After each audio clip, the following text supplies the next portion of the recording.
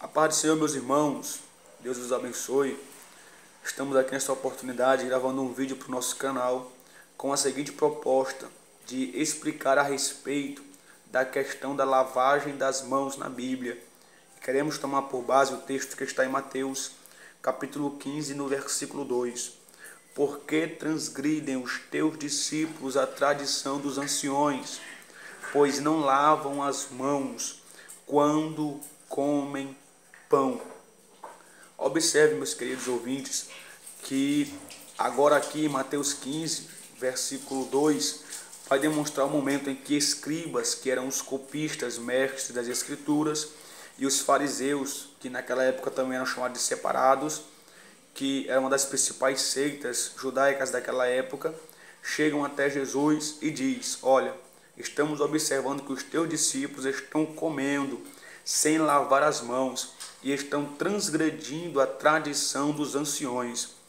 O que é essa tradição dos anciões e qual o sentido dela nessa questão da lavagem das mãos?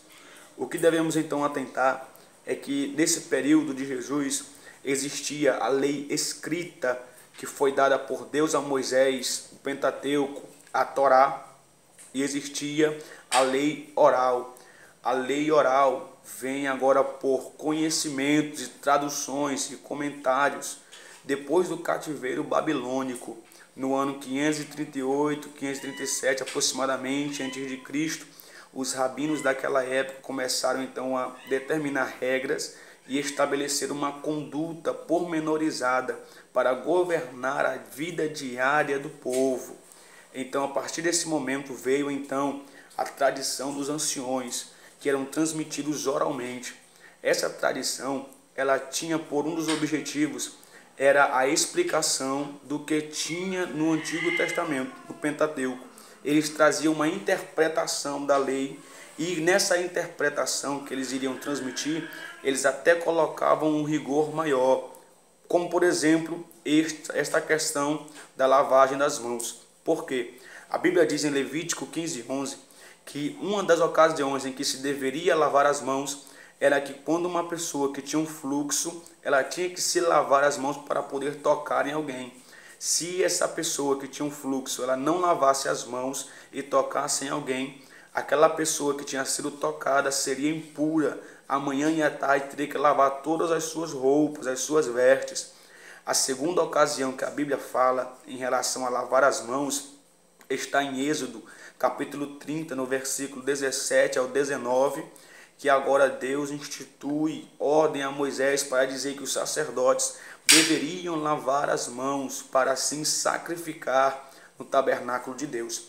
Em nenhuma ocasião esta questão de lavar as mãos para se alimentar em uma vida cotidiana, diariamente, era atribuída, mas aí esses anciões, os rabinos da época do retorno do cativeiro babilônico, eles foram interpretar e colocaram um rigor maior nessa questão da lavagem das mãos.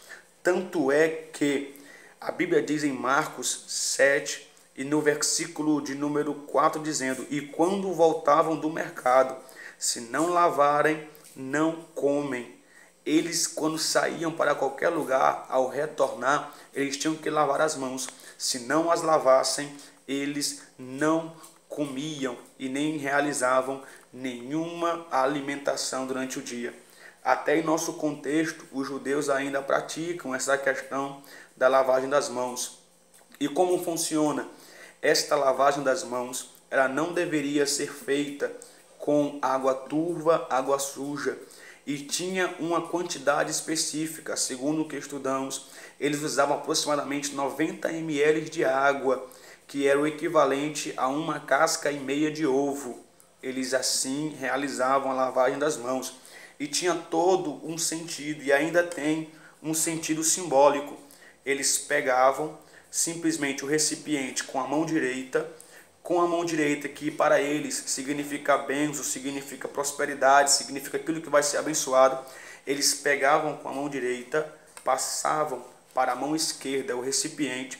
Com a mão esquerda eles derramavam a água sobre a mão direita. E as mãos tinham que estar na seguinte posição, tinha que estar elevada. Por quê?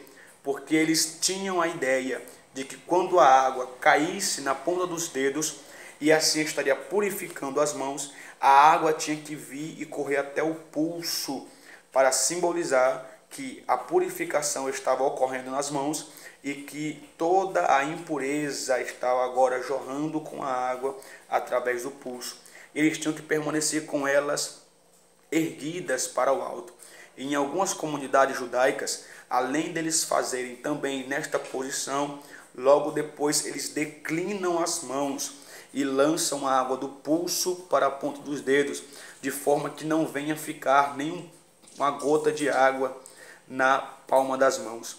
E em algumas comunidades também eles jogam a água 3 vezes em uma mão e 3 vezes na outra.